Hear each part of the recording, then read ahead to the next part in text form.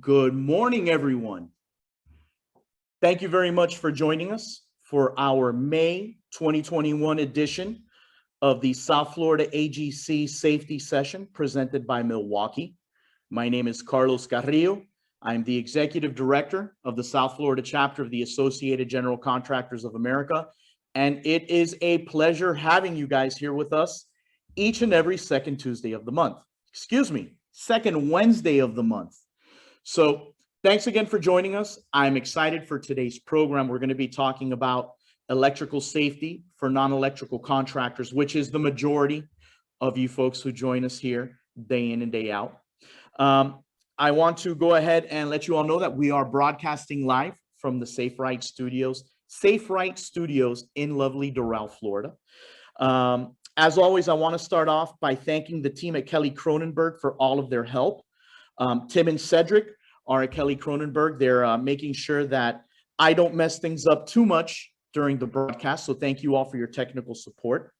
I also want to thank our hosts, Safe Right Solutions. And as a special treat, today we have Meredith Barbrick from Safe Right, who's going to be coming up to say hello. Meredith, come on up.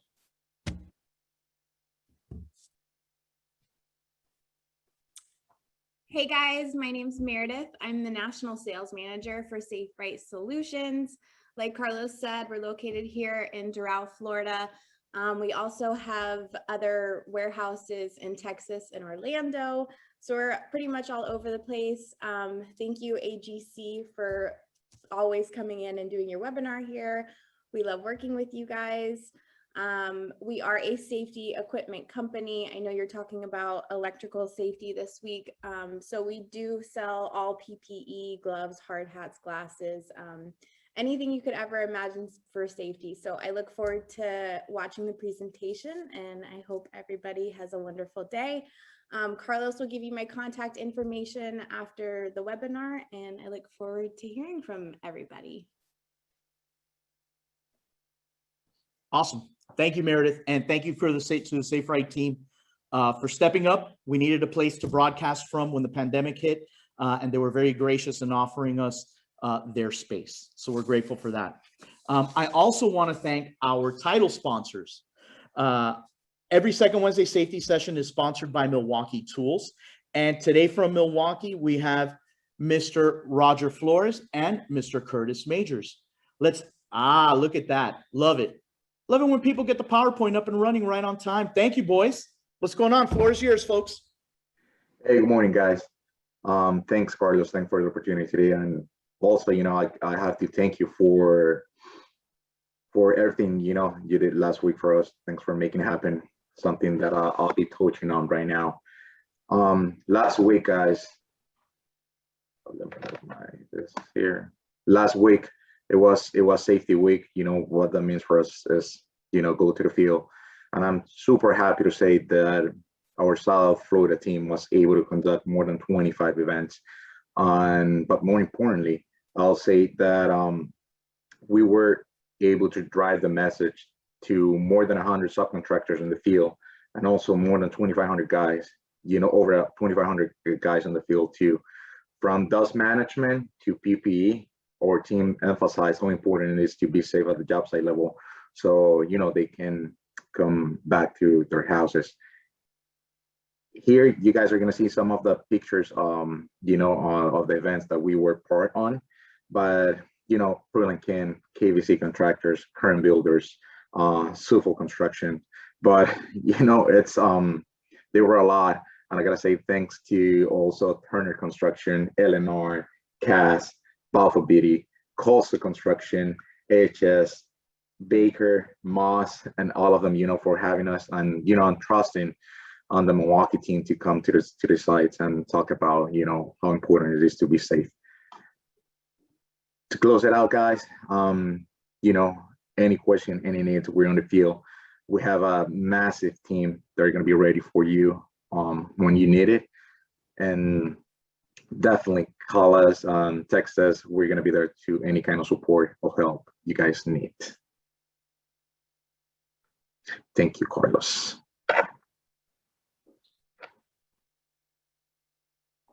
Thank you. I appreciate it. You know, it's really cool. Construction Safety Week obviously was last week, and we want to show off what you and your companies did on your job sites. So please send us photos of you and your team conducting stand downs, handing out safety awards, or any other activities you did to celebrate Safety Week. Coastal sent us a bunch of photos. I'm really excited to get those out. Current Builders, KVC, great member companies that went out there. Oh, Suffolk, which you see on the screen now, also did some awesome stand downs. So please shoot us that information. I'd love to get that out on our social media channels. It's important that the community at large sees the work that you all are doing to keep workers safe. And that's very important to me, should be very important to you also. Send those photos over to Carlos at sfagc.org. Carlos at sfagc.org. Now, the real reason you guys are here. In 2019, which seems so long ago, but we weren't wearing masks, so it was a great year. Today's guest gave us a presentation titled NFPA 70E for non-electrical contractors. His presentation was very well received, and with May being Electrical Safety Month, it made sense to have him join us to discuss electrical safety for non-electrical contractors. So I am happy to welcome back David Weingarten. David is the Director of Risk Management for Hypower. Hypower is one of the Southeast's largest electrical contractors, and David oversees their safety operations throughout Florida and in several different states. He has seen it all, folks, and I am really looking forward to his information helping you all out on your job sites. So, Mr. Weingarten, sir, the floor is yours. Good morning, everybody. Carlos and AGC, I want to thank you all for having me here today. And I would like to, well, we're going to talk today about safety for non-electrical contractors. Specifically, what we're talking about is power lines, underground and overhead, and your risk as it relates to this. And so we're going to go through a PowerPoint, and I'll discuss all these realities. And so I'm just going to share the screen here, and we will begin with the PowerPoint.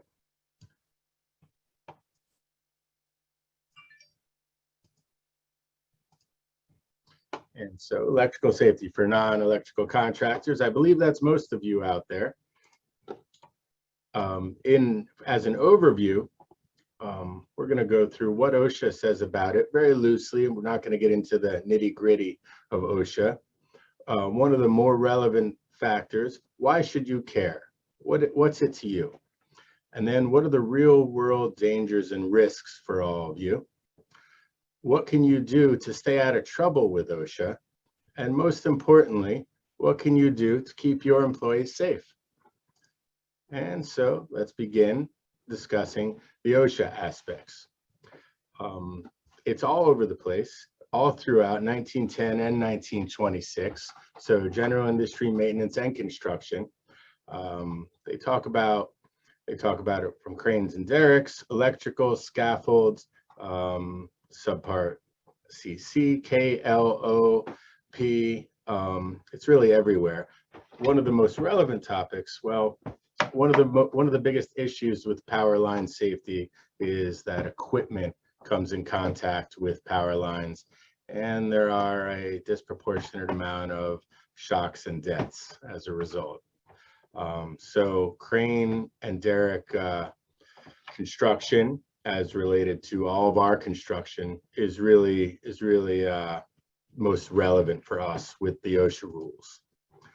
So the first thing OSHA says, the most important thing, is contact the utility owner. For most of us in Florida, it's FPL, it's LCEC, OUC, JEA. There are some other options, but whoever it is, we want to contact them before you commence work if there are any power lines overhead on your site, and specifically you don't know if there are any underground or not, so you always want to call for locates. Now what OSHA says is you have three options. You can de-energize and ground, confirm from the utility owner operator that the power line has been de-energized and visibly grounded at the work site. Or number two, if the power lines are under 350 kilovolts or up to 350 kilovolts, you can just allow 20 feet of clearance and know that you're following their rules. That means you can never come within 20 feet. You have to assume that they're energized the entire time, and you don't want to have any risk of contact.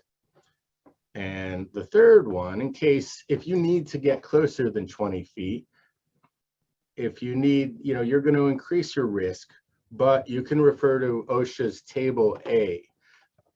Now, here is the big picture Table A, and it tells you that once you find out what the kilovolts are of the power line, you can figure out exactly how far away you need to stay. So if it's up to 50 volts, it's 10 feet, 50 kilovolts, it's 10 feet. It goes up to 45 feet for the more high powered lines. And if it's over 1,000 kilovolts, you need to contact the utility owner or a qualified person, an electrical engineer, to determine the actual distance you need to stay away. And this is right out of OSHA. So why should you care? That's what we all want to know. Sure, the electricians, everyone says, what's the electrical problem? It's the power company's problem, but it's all of our problems. And the number one reason, which is really the top three in my opinion, lives are at risk every single day. And your people could be seriously injured or killed if you come into contact with power lines, or if your equipment does, or even a stray line from your equipment, a passing ladder, setting up a fence, a pole, any kind of contact at all. And you could be seriously injured. Your people could be seriously injured or killed. Nearly every trade has lost lives due to electrocution accidents at the workplace. In the last few years, and I've gone through all this data with OSHA, it's less than 30% of the severe injuries at the workplace due to electric shock and fatalities at the workplace due to electrocutions are attributed to electricians and power company workers. That's less than 30% are the electrical contractors and power companies. That means that 70% of the incidents, accidents, and fatalities related to severe injuries or fatalities are non-electrical contractors and non-power company employees. That's all of you guys. That's everybody else, all the other trades. That is why you guys should care, because your people's lives are at risk every day. Nearly every accident has been avoidable or preventable. And it's up to the decisions you make as leaders whether this happens or not, whether we avoid the accident, whether we make sure that our people follow the procedures to keep the accident from happening. So I've used this terminology a couple of times already in this presentation, and they're OSHA terminology. You've got shock and you've got electrocution. When we say a person was shocked, that means that he survived contact with electrical energy. If the person was electrocuted, it means they did not survive. So I've got available that I went through in preparation for this presentation, the OSHA data available on the OSHA website from January of 17 through September 30th of 20. And this is the real hard data. These are the real numbers. I looked at both the national data and I looked at Florida's data. Some states didn't participate, but most did. So these are pretty close. They're not precise numbers, and some of the data was a little hard to interpret from what I read in OSHA. So they might be a few numbers off here or there, but in the end, this is the big picture. For electrical shock causing severe injury and hospitalization, meaning people survived, but they were admitted to the hospital, and the companies were required to call this into OSHA, which is how OSHA has this data. There were 782 people that were hospitalized from electric shock in the country in that little more than just under 4-year period. When you break that down, so I've got total incidents on this chart, then I've got it per year, per month, and per week to make it a little more relatable. And so we're talking about 4 incidents per week over the previous 4 years. Then we've got power line electrical shock causing severe injury and hospitalization. The difference between the two, that number is 177 during the same period. That's how many of those electrical shocks that occurred in the workplace can be directly tied to power line contact. And that's 177 people. That's about one person per week somewhere in the country that was hospitalized. And so what are the percentage of shocks compared to overall incidents? It's 23%, about a quarter of every incident. And then separate from the shocks, this is totally separate data and individuals, we have the electrical fatalities. So we had 363 fatalities during this same period of time. That's about 2 per week. It's pretty serious. That's horrible, really. And of those, how many were attributed to power lines? About half of them, about 1 per week. And again, this highlights that this is a very serious topic we all need to pay attention to. We all need to understand, and we need to do a better job at training our people. Now, you'll see the power line fatalities, the rates are almost double what they are of the shocks. And, you know, it's I hate to say it's shocking, but it's horrible data. And we need to do better as an industry. So here I have Florida compared to the United States data, and to put it all in comparison and perspective. And so Florida had, it's just an odd number, but it's a very even number. Florida had 100 incidents of shock during this time. That's exactly 100. I checked the data multiple times. It just happened to come out to an even 100. The nation, we had 782 incidents nationwide. So Florida had, now how many were related to overhead power lines? The nation had 177, as I said in the previous slide. Florida had 28, so we're a little bit ahead of the nation in that percent. However, when we break it down by population, which is really how we can compare how we're doing to the rest of the country, the nation as an average had 0.53 power line shocks per million of population. Florida had nearly 3 times that with 1.3. So we're doing much worse than the rest of the nation. What's the reason for this? There are a lot of different attributing factors. Florida is working year-round outdoors. A large portion of the nation is not. We have construction booms down here, which we've had for decades, separately from the rest of the nation. And we have a large non-English speaking population, particularly in construction and in all the other trades, which again is different from the majority of the country. And I believe that all of those factors give us this higher rate. Again, we can do better. Now, when we look at fatalities, we had 44 during this period, while the nation had 363. We had 50% of those attributable to power lines, which is about the same number as the nation in whole. But when we relate it to the population, much like the shocks, our number is significantly greater than the national number per million. It is about 1 person per million, whereas the nation is about 0.5 per million. And so again, we need to do better. We need to change this. Every one of you, you're all company leaders, can implement your policies and decisions and hopefully make changes to make your people more aware so that you're not as at risk of these incidents and accidents and fatalities. Now, how does Florida stand compared to the other states? Well, here's a top 20 for the percentage of shocks from overhead power line severe injuries. And this is based on the population. And so comparing us with our 21.5 million people, and then the incidents, I created a rate so you can see, or a percent. So you can see that 28% of our incidents are related.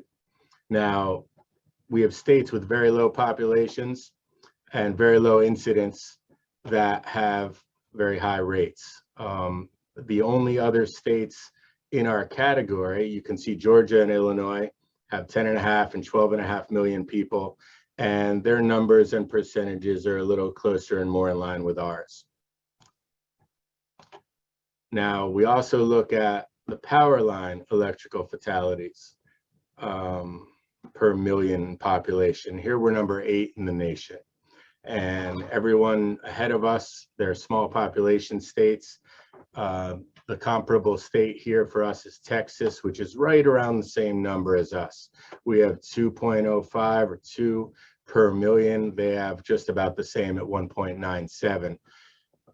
They also have many of the same issues and demographics that we have in terms of year-round work and a lot of non-English speaking people in the trades. And so again, we need to do better at educating our people and at working more safely. What's the real world data mean?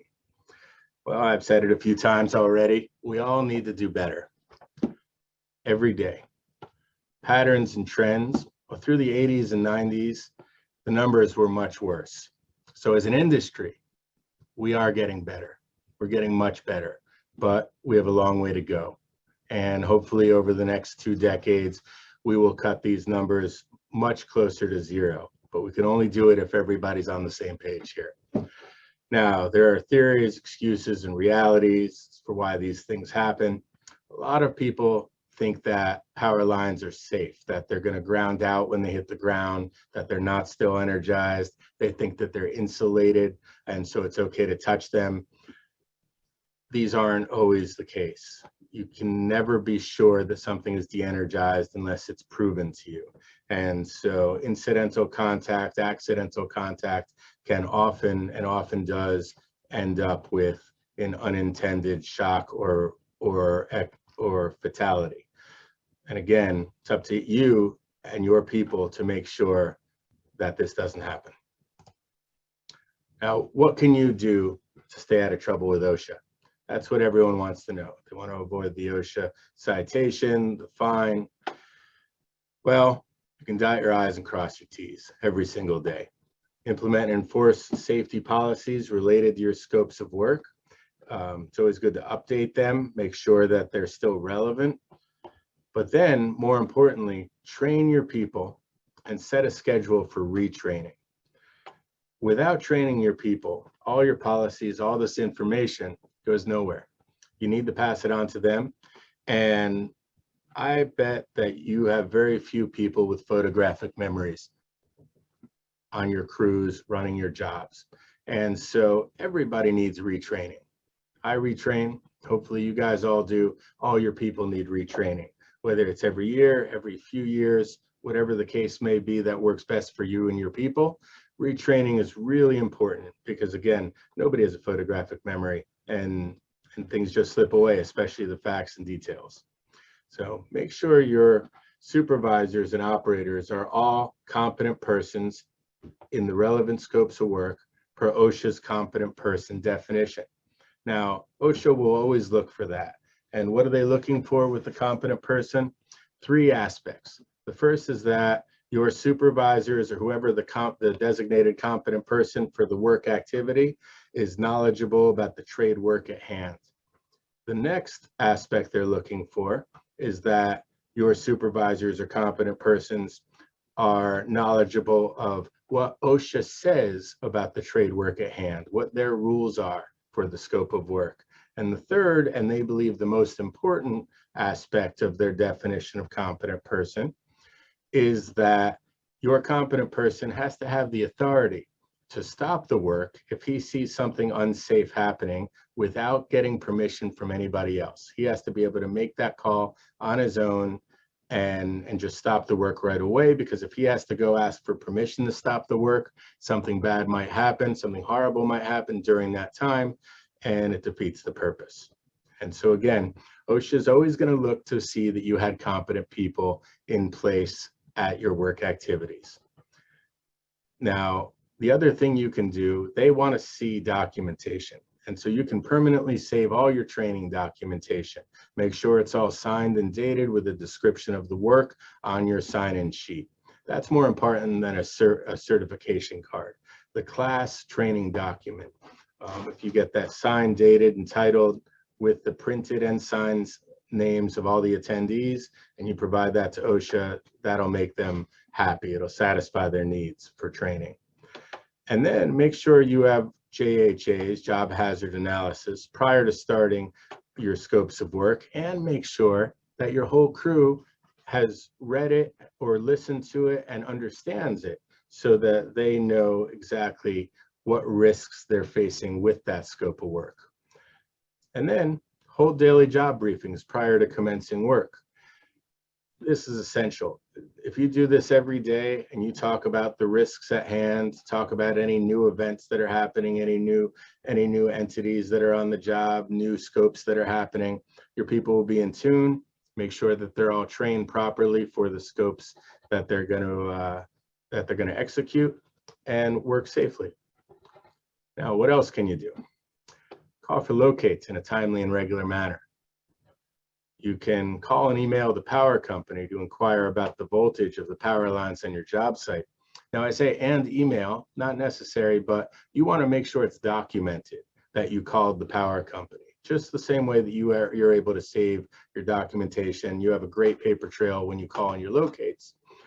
You have to make sure there's a solid trail that you called the power company and that you documented it and that you got the right communication from them. If they can send you an email with your answer, that's the best possible option. Now, if feasible, schedule your de-energization periods with the power company whenever you're going to work close to power lines. That's your best option. Accidents happen, the wind blows, you never know what's going to happen. Incidental contact could occur even if you're staying outside of the limits on Schedule A. So if you can't do the other options again, follow Table A. But again, to me, de-energization is the best option. How else do you stay out of trouble with OSHA? Document everything. Have clear records. If there's an accident, OSHA will want to see you were acting responsibly. And if you have it in writing, they buy it. For actual trade practices, have your supervisors and operators trained in working around power lines. Now you can possibly get this from your power company or your local safety professionals. Maybe you have your own safety guy who can give you a very specific course. And what's even better is a site-specific course if you have a big job where you have your safety guy come out and talk to your people and all your subcontractors. You can't forget about them. So what else can you do to keep your employees safe? You can leave the electrical work to the electricians. Don't have your guy who knows a little bit about electricity getting involved with electrical work. Make sure you hire licensed electricians. Check their credentials. You can check OSHA's establishment search on the OSHA website, www.osha.gov, and look at the subcontractor's OSHA history. Make sure you have a policy in place with your own company for calling locates, and make sure you have specific individuals tasked with calling in the locates. Also, make sure your site supervisors are involved in the process and all your operators are aware, specifically the operators are aware of the status of all the locate tickets and of the actual utilities that have been located. You also want to make sure to film or video all of these before you dig. That's part of the documentation that will save your butt with OSHA, but even beyond that, that will save your butt if there is a utility hit as a result of a mislocated utility. Because let's face it, that happens all the time. And if we don't have the documentation to prove it, we, the contractors, end up paying for it. But what saves us? Documentation. So you can video and photo everything, and hopefully it'll save your butt.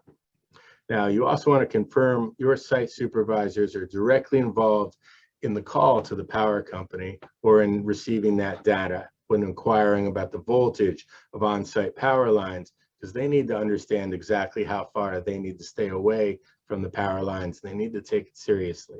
They also need to make sure all the people on your job site that work for you and work below you take it seriously and understand, as well as anybody else that might be uninvolved in the process that has a risk of contact. So there's a little more. Clearly identify all overhead power lines with ground markings. Some people put up cones There are a lot of things you can do to make sure that everybody knows exactly where the overhead power lines are. Now, equipment accounts for about 50% of these hits, whether it's excavators, other equipment, cranes, and usually what happens is the operator simply loses track of where he is compared to the power line, and he has incidental contact. That can be avoided by clearly marking things and by stressing every day to your operators that they're working around power lines. Repetition and reminders really work. So you can also include specific procedures in your employee training, such as safe practice for working around utilities, best practices for avoiding utility hits, what to do if your employees do have an overhead or underground utility hit, and how to stay safe. And you can confirm your employees' understanding with all their signatures on a date, site, and topic-specific safety meeting, or you can have, as I recommend, multiple meetings regularly, weekly, daily, depending on the degree of risk you have. Now, FPL, for many of us in Florida, our energy provider, has some very simple, straightforward advice. They provide pamphlets, and this is basically it. Work at a safe distance, and then they reference the OSHA Table 1. Stay calm, stay away in the event of accidental equipment contact. You then want to call 911, and you want to call the energy provider as soon as or after you call 911. FPL says, and they're exactly right, ladders and lines don't mix.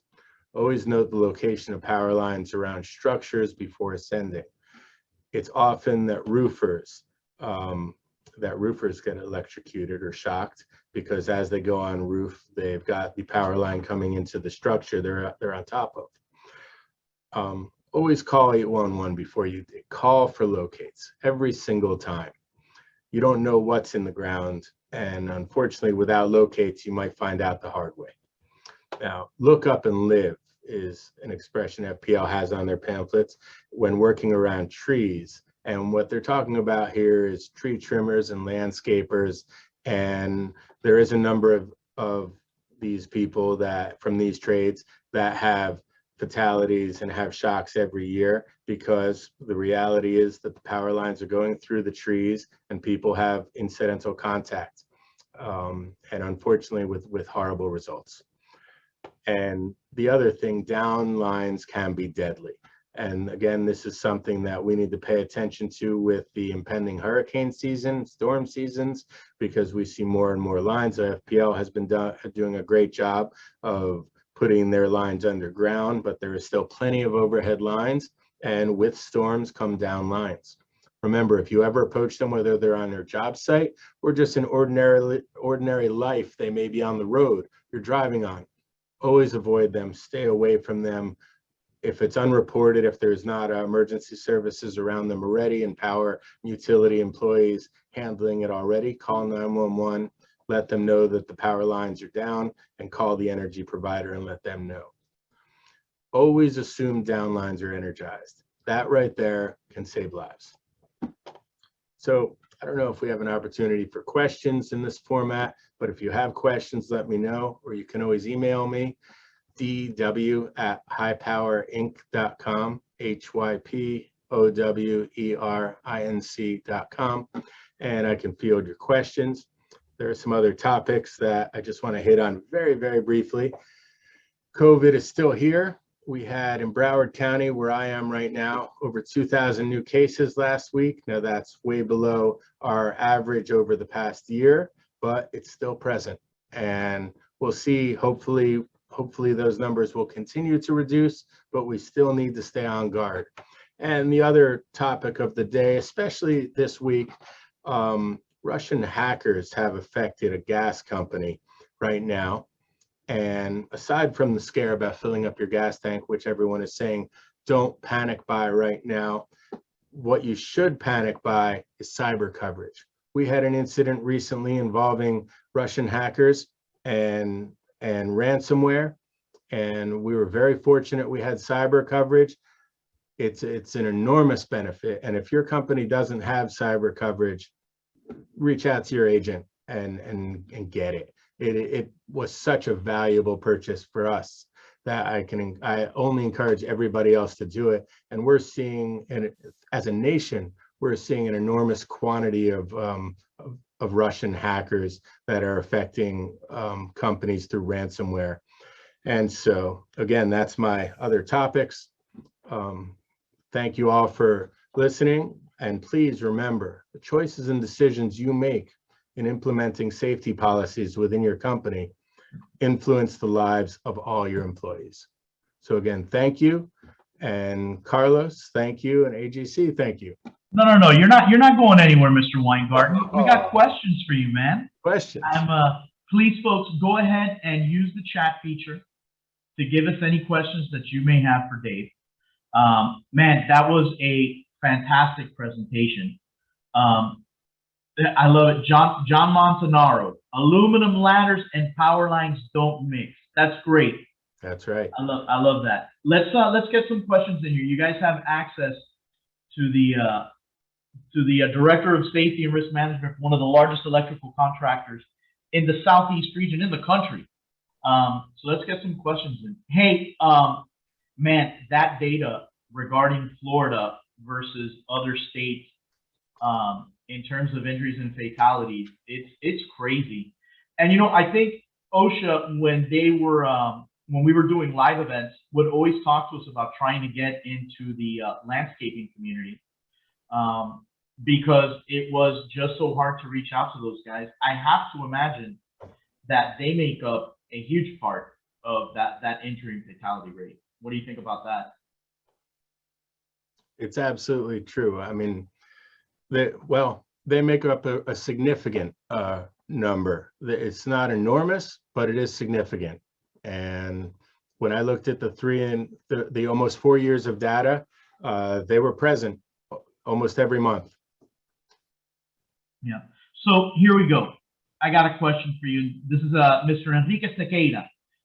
What should an operator do if they hit a power line? Call 911, stay in the equipment. The equipment should be grounded if it's a rubber tire, and then call the utility. Hopefully you can get the utility out there and they can de-energize before anybody's hurt. Okay. Let's see here. We got, wow, questions coming in. I love this. Give me 1 second here. How do the risks change from overhead lines to buried lines? Well, I mean, from a very simple standpoint, the risks are the same. Incidental contact can be disastrous. The risks are greater with underground because of when locates aren't precise or accurate. But if you are very careful in your digging, if you stay 3 feet away from the located area when you're digging with machinery, and then you carefully hand dig when you're within 3 feet, you want to be able to physically locate that utility if it's within your area that you're excavating. Work carefully around it, and you can avoid any incidents and accidents. You know, if you're not going to have the same kind of incidental hit from underground unless it's mislocated or unless your guys are just, you know, recklessly digging, I would say. What should be covered in new employee orientation regarding electrical safety? That's a big question, and it really depends upon your actual scope of work. Since there are so many different trades out there, I would say just remind everybody that they shouldn't be doing electrical work unless they're qualified electricians, and call before you dig, and stay away from all power lines, and assume that all lines are energized all the time unless it's been proven that they're not by the power company or an electrical professional. Yeah. And here's a great comment, not a question, but not only can the competent person stop work, anyone should be able to stop work, such as spotters watching a dig and notice red tape. So yeah, absolutely. Thank you, Mr. Montanaro, again. We got a great community here, man. I love this. Do you have any programs or documentation available? So Dave, I'm going to be sharing your PowerPoint, so that's one.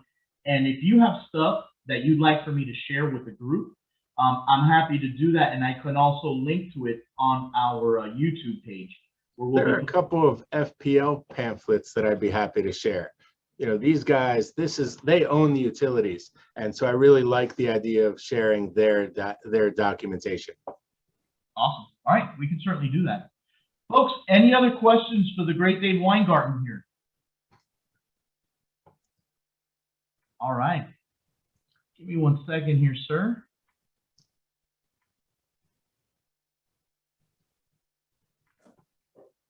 All right, well, David, I want to thank you for joining us today. This has been another great Second Wednesday safety session. We asked you for great information on what non-electrical contractors need to know, and I certainly think you answered that. I think these questions are great. Like, I got one more for you. Here, let's see. What size electrical cords are allowed in construction sites? So that's also a vague question. So you can't use your home electrical outlet, or your home electrical cords. They need to be rated for job site and construction. So without getting into specifics, I really want to keep it vague. If it's meant for home use, it's not meant for job site, construction site use. Yeah, size matters, folks. Okay, hey, thank you all. Thank you all very much for joining us. We appreciate your time out there. Hey, folks, we are on YouTube. So each one of our monthly videos is posted onto our YouTube channel. So if you have information that you see this month, last month, or the month before that you want to share with your team, jump on YouTube, post those videos up. That's what they're there for. We also have links to the, if we don't have links to the PowerPoints, they will be up shortly. So we can promise you that as well. Again, want to thank you all for joining us. Hey, folks, our fishing tournament's coming up. It's South Florida. So I know those of you that are here in Florida have boats. Get your boat geared up and join us. You can look on our website, sfagc.org. You can go on the events tab and you will see there our fishing tournament information and flyer. Already have almost 20 boats registered and the flyer's just now coming out. It is going to be awesome. I want to give out some final thanks. I want to thank Dave Weingarten, absolutely, and the Hypower team. Thank you all very much for being here with us today. I want to thank Milwaukee Tools, Kelly Cronenberg, Safe Right Solutions, and the members of our safety committee, Deborah Hampton, Ian Schwartz, Jose Bobadilla, Mark Leon, Enrique Sequeira, and Brian Cardona. Thank you all very much. Next month's safety session, going to be held on June 9th. We're going to be talking storm safety on the job sites. Is it hurricane season? I believe it is, folks. So it's time to get ready for those storms coming through. And that's obviously a very timely topic for us to discuss. A lot going on at AGC. Get to our website, sfagc.org. I look forward to seeing you all next month on June 9th. Thank you very much. Have a great afternoon.